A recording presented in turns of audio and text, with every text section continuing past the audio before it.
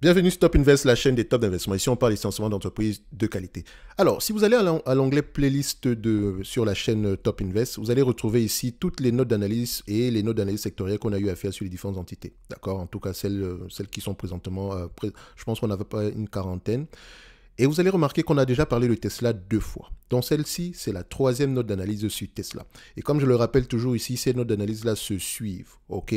Donc, au sorti de la lecture et de l'écoute des conférences call, qu'est-ce qu'on peut tirer de positif ou négatif à court terme ou à long terme? OK? On sait déjà ici que Tesla baisse les prix. On sait également qu'on s'est engagé dans une baisse des prix, dans une guerre des prix ici, ce qui n'est pas bon à court terme ici, mais ça sert également un objectif bien précis et on va en parler tantôt.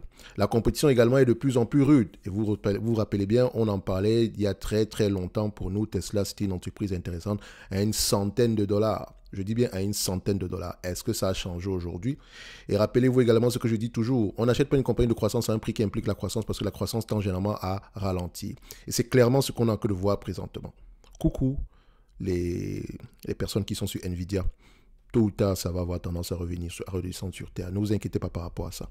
Mais Nvidia mérite son prix actuel, hein, je le dis toujours. Bref, revenons donc sur Tesla. Qu'est-ce qu'on peut penser ici après la lecture des rapports financiers du dernier trimestre, et l'écoute des conférences call? Qu'est-ce qu'on pense de Tesla? C'est également l'occasion pour moi de vous mentionner que les notes d'analyse sont toujours disponibles jusqu'au 29 du mois de février gratuitement en description de la vidéo. Donc, on y va. Alors, Tesla a publié des résultats plus faibles que prévu au quatrième trimestre. L'entreprise a annoncé un bénéfice de 2,27 $ par action au quatrième trimestre avec une augmentation de 3% du chiffre d'affaires qui s'élève à 25,17 milliards de dollars. Bien que le bénéfice net par action ait plus que doublé par rapport à la même période en 2022, il reflète un gain fiscal non récurrent. Et vous pouvez le voir sur les rapports financiers ici. Enfin, ça, c'est le rapport financier annuel. Vous allez remarquer ici qu'on a un plus 5 000 et poussières. Or, en réalité, avant les taxes, c'était 9 973. Donc, sans cet élément-ci, quand on enlève les taxes ici, on devrait avoir un montant moins élevé au niveau des bénéfices nets. Donc, par un artifice comptable, on a des bénéfices nets plus élevés. OK? Donc, c'est légal ce qu'elle a fait ici. Mais nous, en tant qu'analystes, parce que je vous considère également comme des analystes, vous devez ajuster cet élément parce que c'est un élément non récurrent. Il est non récurrent. OK? Donc, normalement, Tesla aurait eu des bénéfices nets moins élevés que l'année précédente parce qu'on devait se retrouver ici. Si on a 9 milliards, si on a 10 milliards ici, en enlevant les taxes qui sont, je pense que les taxes aux États-Unis sont aux alentours ici de 20%, si je ne me trompe pas. Enfin, après, elle également, elle peut avoir tendance ici à avoir des retours d'impôts parce elle a accusé des pertes en capital il y a quelques années. C'est également l'occasion pour moi de vous mentionner une chose. Quand une entreprise accumule des pertes comptables en termes de bénéfices, imaginez qu'elle a des pertes année après année, en fait, elle peut obtenir des retours d'impôts les années suivantes. Il y a des entreprises ici qui se font racheter en bourse uniquement parce qu'elles ont des crédits d'impôts. Uniquement. Donc, ça a une certaine valeur. Ne l'oubliez pas. Bon, c'est pas jamais l'objectif pour ces genres d'entreprises-ci, mais ça peut arriver que certaines entreprises se retrouvent à avoir parfois des milliards de dollars en retour d'impôts. Tout simplement parce qu'elles ont accumulé des crédits durant plusieurs années. Donc, ici, revenons donc à notre note d'analyse. Donc, sans cet artifice-là, on aurait eu des bénéfices nets moins élevés que l'année précédente, tout en ayant des revenus plus élevés. Ce qui sous-entend que nos marges sont moins élevées. N'est-ce pas? Ce qui sous-entend qu'on a eu des marges moins élevées. Donc, on revient ici sur notre analyse. Alors, si on exclut cet élément, le bénéfice ajusté s'élève à 0,57 $ par action au quatrième trimestre, ce qui est inférieur aux prévisions de 0,86 et au résultat de l'année précédente à 1 $ par action à cette période-là. Donc, on s'attendait à un résultat moins élevé que l'année précédente. Mais on a eu encore si on ajuste cet élément extraordinaire-là, le résultat est encore, le chiffre est encore, il est moins bien qu'attendu, on va le dire comme ça. Alors, le management a tempéré ses perspectives pour 2024. Plus précisément, Tesla a indiqué que la croissance du volume des véhicules pourrait être sensiblement plus faible que l'année dernière, alors qu'elle travaille sur le lancement de ces modèles de nouvelle génération. Donc, vous êtes déjà prévenu par rapport à la croissance des modèles actuels. Et il y a une particularité sur Tesla, c'est qu'elle n'a pas de nouveaux modèles chaque année. Contrairement à Mercedes, Toyota, etc., vous allez avoir la Camry 2024, la Camry 2023, la Camry de 2021, ainsi de suite pour la même chose avec les Mercedes ou les BMW. Tesla a très peu de modèles. Donc, ça lui permet d'économiser généralement ici en recherche et développement. Donc, ça nous permet également d'allouer le maximum de ressources ici à la dépense en capital de croissance, notamment pour construire ses usines, etc. Parce que faites toujours la différence entre la dépense en capital de maintenance et de croissance. Pour faire simple, la dépréciation et amortissement doit être considérée comme la dépense en capital de maintenance. Doit être considéré ainsi. OK? Donc, c'est un raccourci. Donc, on continue. Elle a produit 1 845 985 véhicules électriques en 2023, marquant une augmentation de 35% et dépassant de 46 000 unités son objectif. Donc, ce chiffre inclut plus de 1,2 million de modèles Y, d'accord, qui a été le véhicule le plus vendu, toutes catégories confondues, dans le monde entier. Donc, on voit ici que c'est un seul modèle qui tire l'entreprise vers le haut. Et ce n'est pas plus mal que ça, parce qu'il y aura certainement d'autres modèles qui vont être introduits sur les mois à venir. Au cours des dernières années, l'entreprise a maintenu une croissance annuelle moyenne de 50%. Et ça, c'est propre à Tesla, parce que dans le secteur automobile, ce n'est pas très commun. D'accord? Donc, bien que cela soit pratiquement impossible pour les constructeurs automobiles établis, Stellantis, Toyota, etc., l'objectif n'était pas totalement hors de portée pour le principal fabricant de voitures électriques. Sur la base des prévisions de production plus modérées, les estimations pour cette année sont plus prudentes. Tesla continue de se concentrer sur des projets de croissance future comme le montrent les dépenses en capital et les dépenses en recherche et développement qui atteindront toutes deux des records pour l'entreprise en 2023. Donc, en particulier, la direction estime que la plateforme de nouvelle génération révolutionnera la façon dont les véhicules sont construits. Et quand on parle ici de plateforme de nouvelle génération, c'est par rapport ici à tout ce qui concerne ici la manière de fabriquer les véhicules, d'accord? Donc, dans ces usines de fabrication de véhicules. Et dites-vous une chose, c'est quelque chose qu'on peut copier. Peut-être pas à court terme, mais les autres ne dorment pas. Donc, c'est un avantage vraiment concurrentiel qui est très peu durable. OK? Donc, à court terme, les estimations de vente pour 2024 ont été réduites de 10 milliards à 105 milliards. Ça, c'est pour le chiffre d'affaires. Ce qui représente tout de même une augmentation respectable de 8,5%. C'est moins élevé que par rapport à ce qu'on a connu précédemment. Donc, compte tenu de la baisse de la production et de l'augmentation des dépenses d'investissement, les bénéfices prévisionnels ont été réduits de 0,4 $ pour atteindre ici à 3,60 $ par action cette année. OK? Donc, vous allez remarquer que sur les dernières vidéos en 2026, on s'attendait même à du 6 $. Aujourd'hui, ça a complètement changé. On n'achète pas une compagnie de croissance à un prix qui implique la croissance. Il faut toujours faire attention parce que la croissance tend généralement à ralentir. Et encore plus sur des compagnies pareilles qui sont dans le secteur, qui généralement ont une croissance, mais dans un secteur discrétionnaire. Donc, ça peut changer à tout moment. OK? Donc, pour l'année prochaine, donc quand on parle de l'année prochaine, on parle de 2025. Les prévisions initiales sont de 122 milliards de dollars de chiffre d'affaires et 4 $ de bénéfices nets par action. Et au niveau des bénéfices, je vais vous dire une chose, je ne suis peut-être pas si confiant que ça au niveau des bénéfices. Tout simplement parce que je sais que Tesla va engager une guerre des prix ici et elle va continuer à le faire. Parce que son but en réalité n'est pas de faire des bénéfices à court terme. OK? Mais des bénéfices à long terme. Et pour faire des bénéfices à long terme, elle va devoir ici augmenter la flotte de véhicules en circulation de marque Tesla. OK? Donc, si elle doit vendre un véhicule, disons, à un prix qui lui permet uniquement de faire tourner ses usines, elle va le faire. Elle va le faire. Donc, ça pourrait avoir tendance à déprécier les marges à court terme. Parce qu'il faut également vous dire que Tesla est très différent des autres entités. Et encore, je ne suis pas en train de verser de mettre de la sauce sur Tesla. En fait, Tesla est verticalement intégré dans une certaine manière de l'usine vers le consommateur final. Il n'y a pas d'intermédiaire. Vers le client final, il n'y a pas d'intermédiaire. Tesla est son propre concessionnaire. Ça nous permet d'économiser un tout petit peu également. OK?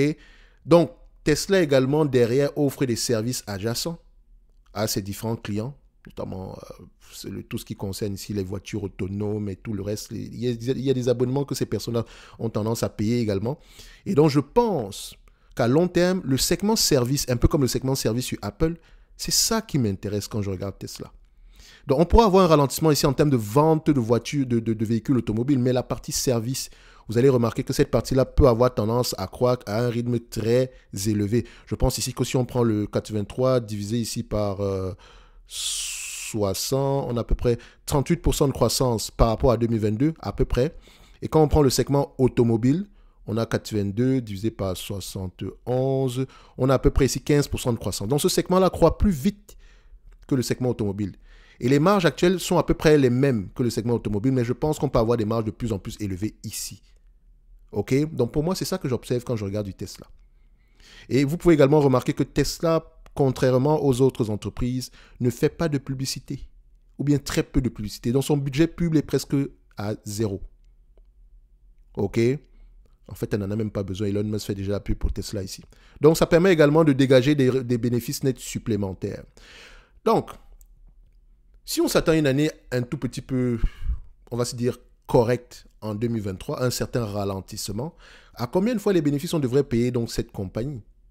Quelle multiple de valorisation on va utiliser? Quelle méthode de valorisation on va d'ailleurs utiliser? Alors, premièrement, vous pouvez guesstimer en prenant en considération les marges moyennes, soit du secteur d'activité, ou bien les marges moyennes que Tesla a déjà pu produire par le passé. Donc, on peut voir ici que Tesla nous a montré qu'elle pourrait avoir des marges de 15% en termes de bénéfices nets. Mais on s'attend à ce que ces marges-là soient de moins en moins élevées sur les mois à venir. OK? Donc, faites attention. Et donc, si on se base déjà sur des marges de 15%, rappelez-vous, on s'attend à peu près à du 105 millions cette année. D'accord? Prenons l'entreprise ici en état stationnaire, 15% de marge bénéficiaire. Je vous ai dit ici qu'en période de maturité, c'est un business qui ne va pas avoir tendance à s'échanger à 25 fois les bénéfices. Mais si je prends 25 fois les bénéfices, c'est parce que je pense qu'on peut avoir une croissance à double chiffre ici pour au moins les 5 prochaines années. C'est possible. Parce que du coup, l'introduction de nouveaux modèles ici va avoir tendance à booster la croissance. D'accord? Donc, si on prend 25 fois les bénéfices, je ne prendrai pas 25 fois les bénéfices sur du Stellantis. OK? La seule entreprise pour laquelle je donnerais 25 fois les bénéfices à chaque fois, c'est Ferrari. Même Porsche, même je réfléchis. 15 fois les bénéfices, c'est le minimum pour ce secteur d'activité. Je dirais même que c'est le maximum. Et quand on prend donc 25 fois les bénéfices, on atteint à peu près 393 milliards. Divisé par le nombre d'actions, actuellement, je vais juste prendre ceci, le nombre d'actions en date d'aujourd'hui, on a à peu près 3,48. Donc divisé par 3,48, ça nous donne 113 $. Sans prendre en considération la croissance au-delà de 2024, je ne paye pas plus que 113 $ pour cette compagnie. Mais n'oubliez pas également qu'on s'attend à une croissance des revenus pour les années à venir. Donc, on doit souvent également prendre un tout petit peu en considération. On doit un tout petit peu extrapoler cette croissance-là. Donc, si je prends donc ces revenus, ici, qui sont de à peu près 50 millions en 2026, c'est un peu loin, n'est-ce pas? N'oubliez pas que cette estimation-là a tendance à changer. Parce qu'au début, on était à 50, excusez-moi, c'est 50 $ par action. On a divisé ici le revenu attendu divisé par le nombre d'actions actuelles. Avant, c'était 58,40 $. Donc, on a une réduction ici de plus de 10%. Et ça pourrait continuer à baisser. C'est pour ça que je vous ai dit, faites attention à la croissance future. Parce qu'elle aura tendance à être de moins en moins élevée. D'accord? Admettons même qu'on atteint le 50. À 15% de marge bénéficiaire, fois 25 fois les bénéfices. OK, c'est bien ça, non? 25 fois les bénéfices, donc ça nous donne 7,50 $ par action. À 25 fois les bénéfices, on obtient 187 $. OK, 187 $. Et j'ai pris 15%. Parce que quand vous allez regarder les bénéfices nets attendus sur le 50 $ en question, on s'attend à combien? 50,37 divisé par 50, regardez, ici en 2026. Ça donne à peu près, on s'attend à du 10% moyenne des bénéfices nets. Donc, moi, en mettant du 15% ici, je suis trop optimiste. Et vous voyez que même si on prend 10%, si on prend du 15% en étant optimiste, on est à 187 $. Donc, si vous prenez 10% ici, ça sera bien moins que ça. Et donc, on va me demander, mais je paye donc combien? Je paye quel prix? Moi, je vous ai dit, je paye Tesla à une centaine de $. Donc, à 100 $ par là, peut-être qu'on va commencer à réfléchir. OK? Peut-être on va commencer à réfléchir. Au prix actuel, si je choisis de prendre du Tesla en date d'aujourd'hui, je me mets à la place de quelqu'un qui adore tellement Tesla, qui voit, voilà, il a un horizon de temps ici sur 20 ans. Pour lui, Tesla va dominer tout le secteur d'activité ici, sans oublier. Ça ne sera peut-être pas le cas, faites attention, parce que les compétiteurs ne dorment pas. je ne mettrai pas une grosse partie de mon portefeuille. OK? Et je mettrais dans ma tête ici que dans le meilleur des cas, on s'échangeait à 25 fois les bénéfices, pas à 40 fois les bénéfices, parce que je ne sais pas, ou à 150 fois les bénéfices. OK? Je vais avoir tendance uniquement à récupérer ma somme de départ. Mais après de longues années. Or, le but ici est d'acheter déjà une entreprise pour moins que ce qu'elle ne vaut aujourd'hui. Donc, si on devrait acheter une entreprise pour moins que ce qu'elle ne vaut aujourd'hui, comme Tesla, je prendrais une centaine de dollars. Donc, à 100 dollars pour moi, ça pourrait être un bon prix. 113, 100 dollars pour moi, c'est la même chose. OK? Donc, si elle vient nous chercher à ces niveaux-là, pourquoi pas? Pourquoi pas? Donc, surveillez également l'évolution des estimations, des attentes ici. Regardez la taille du marché. Observez l'environnement concurrentiel parce que cet environnement concurrentiel-là ne dort pas. À une certaine époque, les gens pensaient que Tesla allait dominer tout ce secteur-là. Oui, ils ont la voiture électrique la plus vendue. Alors, je pense qu'ils ont la voiture le modèle le plus vendu. C'est tout modèle confondu. C'est très intéressant, n'est-ce pas? Mais les autres ne dorment pas. Ils ne dorment pas, donc ne sous-estimez pas cette croissance-là. Mais comme je l'ai mentionné également en supplément, Tesla fait quelque chose ici que les autres ne font pas. Elle est presque verticalement intégrée et elle offre également ici des segments, des services adjacents qui pourraient lui permettre ici de dégager des marges de plus en plus élevées dans le futur. Maintenant, je ne suis pas Cathy Wood pour vous mentionner que Tesla va valoir 3 trillions, je ne sais pas quoi. Non. Moi, ici, aujourd'hui, c'est 100 dollars, point barre. Maintenant, vous choisissez payer ce que vous voulez. C'est à vous de voir. OK? Donc, quand bien même on s'attendra du 25 à 5,37$ d'ici 2026, à 25 fois les bénéfices, on est à 134$. Encore une fois, on s'attend à des bénéfices nets de moins en moins élevés parce que les attentes des analystes on les avait aux alentours de 6$ sur la vidéo précédente, vous vous rappelez? Donc, faites très attention. C'est pour ça que moi, la croissance, je paye déjà ce qu'on a eu par le passé, avant même de regarder ce qu'on aura dans le futur. OK? Ce n'est que mon humble avis et non un conseil d'investissement. Je me réserve toujours le droit de me tromper et je vous encourage à regarder toutes les vidéos, les notes d'analyse qu'on a faites sur Tesla. Vous allez voir que tout se suit. Il y a des choses qu'on a mentionnées précédemment qu'on ne va pas mentionner ici aujourd'hui. OK? Donc, il faut toujours garder le rythme. D'accord? Donc, on va se donner rendez-vous sur une prochaine vidéo. Merci.